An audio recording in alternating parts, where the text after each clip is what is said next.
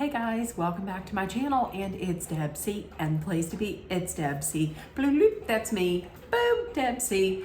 Hey guys, and happy, what is it? Thursday, happy Thursday. Happy Thursday. I hope everybody had a great day and is having a great week. You might be thinking, you know what I'm going to be talking about tonight, but hold up. You don't know, because I'm Deb C, lady of intrigue. I just like to sit around and talk about whatever comes to mind, whether it be reality TV, cooking, movies, rants, absolutely anything off the top of my head. And I'm a yarn review company. That right there, that last thing, that right there is for my Vloggerino Vlog Squad friends. If you know, you know. Kristen, Emily, Koe, Carissa, Bunny, and Nikki. If you guys know, then know. So no, actually what I'm going to do tonight is I am going to talk about this week's episode of Housewives of Beverly Hills. You were thinking I was going to say Salt Lake City. I didn't, because I still have to go back and watch it, because that's a lot. So that will probably be made this weekend. I'm thinking. But tonight we're going to be talking about the Real Housewives of Beverly Hills. The 8.5 of it. So the ladies were off to Barcelona. They were off to Barcelona. I was kind of surprised that they didn't go private. I'm going to tell you, if I was on that flight, there was no way that you would not see me on that TV, and my face wouldn't have been blurred out. So anyways, they flew to Barcelona. They did not fly private. They got there, got in their Sprinter van, because of course it's always a Sprinter van, got in the Sprinter van, and then they played a game. That's a game again, but it was by Sutton, and it was called All of the Sutton. And you had to answer questions about Sutton. And obviously the only person that really couldn't win was 8.5, because she don't know anything about Sutton except for her esophagus. Wait a minute, she don't know shit about her esophagus either. So Erica ended up winning. She won a tiara. So they get to the house. This house, listen, it is beautiful. It's haunted. They think it's haunted because the woman had said that at night there's little people running around, and they were like, what are you talking about? I mean, it is a nice house on the outside. It's an Airbnb, but I'm saying, I don't know, the inside looked a little, I don't know, looked like it could be a little worse for wear. I don't know. It looked haunted, because I'm going to tell you what, don't put me in a room where there is two things.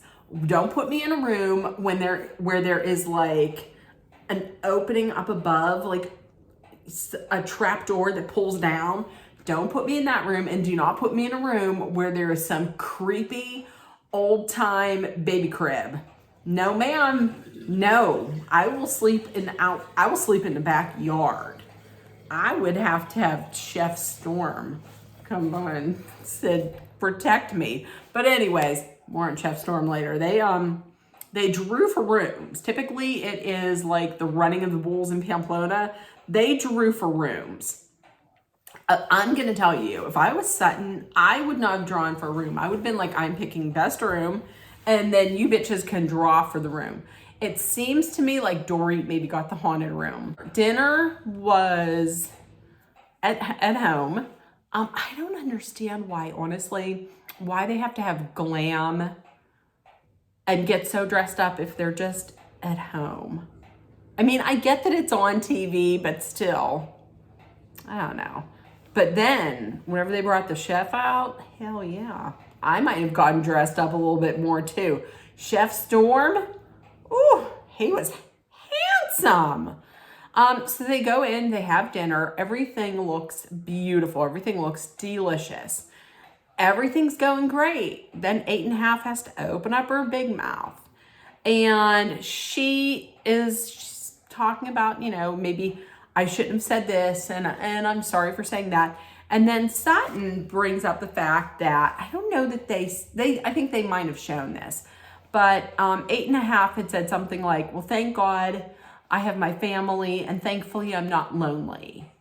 As like kind of a dig towards the women who are not married and, you know, who just do not have a husband. And Garcelle said she had taken offense to that. Like, just because you're single, that means you're lonely? No, I don't buy that. And listen, then she said, well, I apologize for my use of words, or if you took offense to it. And Garcelle was like, if that's your apology, I don't want an apology. That was not an apology. That is how 8.5 apologizes. You know those people where they're like, they don't really apologize, but they'll be like, listen, I'm sorry if you took this the wrong way. What is that? No, I'm completely with Garcelle. And just because someone is not married or maybe doesn't have kids, that doesn't mean they're lonely. Listen, I'm not married. I don't have kids. I live here. I am not lonely. So fuck you, 8.5. That's what I'm saying. Earmuffs on, earmuffs on. So then Crystal, in the middle of that, Crystal says something. Crystal had said, oh, what about you calling me insecure? And she was like, pipe down, I'm gonna get to you next. Then goes on to talk to Crystal. And 8.5 says, listen, when I met Crystal so many months ago, she had said, she's talking about the women in the group, and she said that the women aren't very intelligent, they are uneducated, and they're shallow. And that they are fake socialites. I'm the only real socialite. Crystal was like, I would not say that. I would not say that, and I don't think that. Then they did like a rewind, and they showed footage from like 2020, and she kind of said that. Listen, I'm gonna say this: the ladies, some of the ladies, don't seem. Let me put it this way. Some of the ladies seem like they might believe 8.5. Like Dorit and Erica, they believed that she said that. Or if not completely, then they believe that she might have said some of that. Because Erica had said, well, like, why would 8.5 come up with those specific terms? And Crystal had also said, listen, if you're a socialite, you don't go around talking about how you're a socialite. You're just a socialite. And listen, if anybody is socialite in that group, it's Sutton. Sutton was like, I am a socialite. So, but I'm gonna give my honest opinion. I think at times Crystal might think that a little bit about some of the women. Do I think that she said that to 8.5?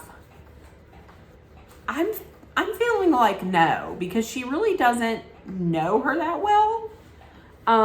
But do I kind of think that maybe she thinks that way? Maybe a little bit. Dorit, now listen, Dorit though was like clapping back in her confessional saying, while we were all out making, having not just families, but building businesses and making our way in life, she was a child bride. She married Rob when she was 24. Like, a child bride is when you're a child. Like, you know, you're 15, not when you're 24. Okay? And she don't need to listen, Linda. If anybody should be talking about somebody else's marriage, it shouldn't be her. She needs to take care of her own backyard in that instance. So with all of that, they just ended the night and went to bed. The next morning, Garcelle and 8.5 are talking. Meanwhile, Crystal and Sutton are talking. Sutton was like, listen, she's calling you a liar. She's calling you a liar in front of everybody. Meanwhile, Garcelle and 8.5 says she wants to be good with everyone, but she says, but Crystal's lying. Meanwhile, Crystal's like saying, I'm not lying. And I don't think they believe her. But once again, Sutton was just like, listen, you gotta nip this in the bud with her. And meanwhile, on the side, she was like, you know, me and Crystal used to not be great. And we talked about it. Now we're in a great place. So she said, listen, you have to nip this in the bud with her. So the ladies all meet up. Erica then takes this time to bring up a little news about these earrings, these GD earrings. And she says, I have received some news. This will be very interesting for everybody, especially you, Crystal. So she brings up the fact that she has a victory, saying that the court has come out and said that it's been proved that no client money was used to buy these earrings. She's saying, and in Erica's mind, she's like, so what I said was going to happen actually happened. She was expecting all the ladies to be like, oh my gosh, congratulations, good for you. No one did that. So she shut down a little bit, and she was pissy. Now, the reason why nobody is going to say that is because last year when people were bringing this up, when Garcelle and Crystal were talking about it, it's because they were focused on the victims, which is what you should be focused on. You shouldn't be focused on the earrings, and you shouldn't be focused on whether or not you're right. You should be focused on these people who are victims of your ex-husband, who he took everything that they had. He took money that was theirs. This is why nobody's saying it. It's not, I mean, in a season where you're on this redemption tour and you're looking great, and then you come out with this, it's terrible. It's just that, but that's the reason why nobody said anything, because it's still about the victims. The victims still have not been paid. So that's what it's about. So the ladies get together, get in their Sprinter vans. They're going to church. And on the way there, Crystal tells the van that she's in to pull to the side because she was getting car sick. She gets out and she says, you know, her veins in her hand were very prominent, were just protruding and were popping out. And she was not feeling good at all. It was not looking good. So they say, well, why are they pulling over? The women in the other van, which includes 8.5. Why are they pulling over?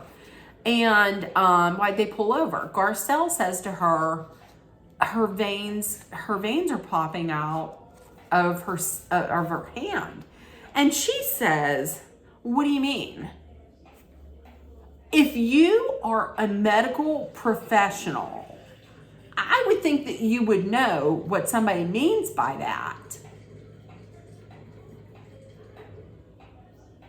Like, even I'm not a doctor, and I can figure out what that means. Listen, I'm going to tell you right now, in no capacity or no situation would I ever let this woman ever provide me with any medical care. Ever. That's it. Period. Never. What do you mean? It's not like she's somebody who's like, hi, I'm 8.5. I'm an H&R tax specialist. No. She's talking before about how she knows so much about the medical business and, you know, medicine, that she's diagnosing Sutton and saying that she doesn't really have a narrow esophagus. Meanwhile, she don't know what the hell it means that when your veins are protruding out your skin. Okay, no. And then Kyle says, isn't it funny that just last night they were at each other's throats, and now Crystal is at Anne Marie's mercy? First of all, she's not, okay? Because Anne Marie wasn't doing shit to help her. Second of all, you're nasty. You're gross, okay? You're putting this down to karma? Fuck you. No, don't like that. So that was it. That was this week. It was kind of a light episode. It wasn't. Oh, also listen, I'm gonna tell you, when 8.5 had said, you better thank me, Crystal, for making you relevant again. Okay, I'm gonna tell you, this is gonna go back and forth. This is gonna go both ways, because if she wants Crystal to say thank you for making her relevant, well then maybe 8.5 should send a thank you card to Sutton's esophagus for giving her a some kind of storyline. Also send one to Crystal for giving her a storyline. But for real though, if it wasn't for 8.5 and esophagus gate, I don't know what Crystal's storyline would be. Because if they're banking on it being the brother, that's not enough for me. Like, I'm not drawn to that storyline. So that's it. Tell me in the comments what you think if you watched it. With that being said, if nobody told you yet today, I love you. You love seen and heard. Please make sure that you put love, kindness, compassion, acceptance, hope, positivity, and understanding out there in the world. Please take care of one another. And 2 things. Number 1, be aware of your surroundings. And number 2, please always be safe. I love you guys, and I will see you tomorrow. Bye, guys.